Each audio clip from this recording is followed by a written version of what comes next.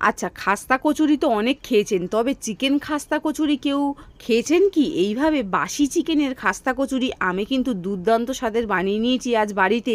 বাসি চিকেনের খাস্তা কচুরি এতটাই সুন্দর হয়েছিল না, যে একবার এই রেসিপিটি কেউ যদি বাড়িতে বানিয়ে খান তাহলে কিন্তু দ্বিতীয়বার সে আবার কিন্তু রিকোয়েস্ট করবে আপনাকে এই রেসিপিটি বানাতে, কারণ এটা সত্যিই অসাধারণ হয়েছিল।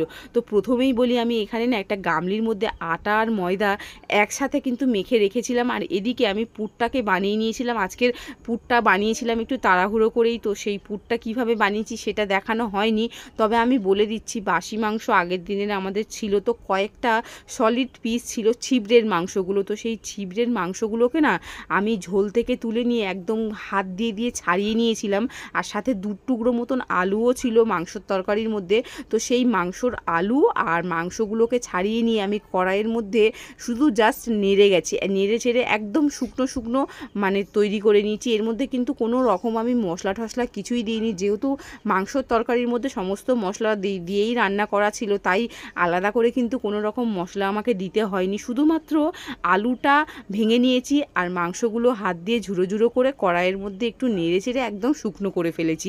আর এই পুরটা না শুকনো করে নিলে না এই পুরটা ভাত দিয়েও খেতে না দারুণ লাগে, কিন্তু ভাত রুটি এইসব দিয়েও খেতে কিন্তু বেশ ভালো লাগে। তো আজকের কিন্তু আমি এটা বানিয়ে নিচ্ছি খাস্তা কচুরি। অনেকেই আছে বাড়িতে যে মাংসর তরকারি একটু এক্সট্রা হলে তারা কিন্তু বাড়িতে আর পরের দিন কিন্তু খেতে চায় না, তো এইভাবে কিন্তু বানিয়ে খেলে কিন্তু বেশ মাংসর তরকারিটাও উঠে যায় আর মুখরোচকও লাগে, মানে জিনিসটা আর কি নষ্ট হয় না, খেতে কিন্তু দারুণ লাগে। তো প্রত্যেক কটা আমি এইভাবে কিন্তু ভেতরে কিন্তু বেশি পরিমাণের পুর দিয়ে মুখটাকে ভালো মতন বন্ধ করে নিয়েছি, নিয়ে কিন্তু হাত দিয়ে একটু চ্যাপটা চ্যাপটা করে দিয়েছি, যাতে ভেতরের কোনো মানে ভেতরের পুরটা একদম চারিদিকে ছড়িয়ে যায় আর কি।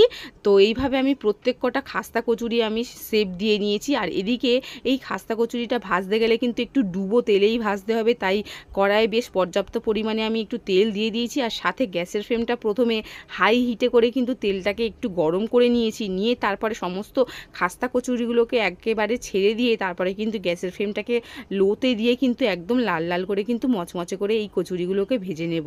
খুব সহজেই কিন্তু এই তৈরি হয়ে যায় এই কচুরিগুলো, একদম আটা দিয়েও কিন্তু বাড়িতে বানিয়ে নেওয়া যায়। তবে আমি আজকে আটা আর ময়দা মিশিয়ে বানিয়েছিলাম, তো বেশ ভালোই হয়েছিল, খেতে এতটা সুন্দর হয়েছিল না, এটা না শুধু শুধু মানে খেয়ে নিচ্ছিলাম, কোনো রকম সস বা কোনো রকম চাটনির কিন্তু প্রয়োজন হচ্ছিল না। তো প্রত্যেক কটা খাস্তা কচুরি কিন্তু আমার কিন্তু লাল লাল মচমচে করে ভাজা হয়ে গেছে, দেখে বুঝতেই পাচ্ছেন যে কত সুন্দর একদম খাস্তা কচুরিগুলো মচমচে হয়ে গেছে। আর গরম গরম এই খাস্তা কচুরিটা না খেতে কিন্তু অসাধারণ লাগছিল। অবশ্যই কিন্তু আমার এই রেসিপি ফলো করে আপনারা বাড়িতে একদম মানে একদিন হলেও কিন্তু ট্রাই করবেন, তার কারণ প্রায় দিনই তো বাড়িতে নিশ্চয়ই মাংসর তরকারি বেঁচে যায়, আমাদেরও মাঝে মধ্যে বেঁচে যায়। এটা আমি কিন্তু দুবার করছি, এর আগেও কিন্তু আমি বানিয়ে খেয়েছিলাম, দারুণ হয়েছিল। তবে আজকেরটা একটু বেশিই টেস্ট হয়েছিল, কারণ মাংসর তরকারিটা যেহেতু টেস্ট হয়েছিল, তো তাই খাস্তা কচুরিটাও অসাধারণ হয়েছিল। তো যাই হোক, আজকের আমার খাস্তা কচুরির রেসিপি এই পর্যন্তই ছিল। রেসিপি ভালো লাগলে অবশ্যই কিন্তু লাইক কমেন্ট শেয়ার করে দেবেন, আর পাশে থাকবেন। যারা নতুন আমার রেসিপি দেখছেন তারা কিন্তু অবশ্যই চ্যানেলটা সাবস্ক্রাইব করে দেবেন। টাটা।